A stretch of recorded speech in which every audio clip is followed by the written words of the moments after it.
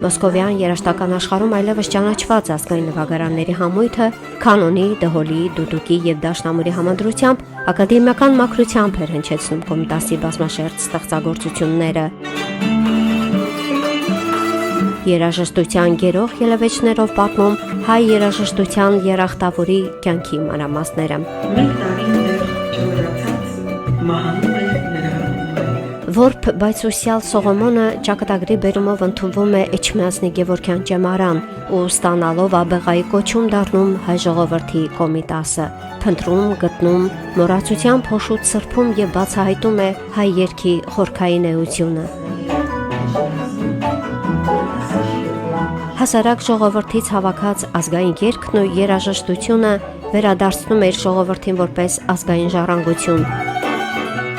որպես համամարտկային դարձած մշակութային արժեք։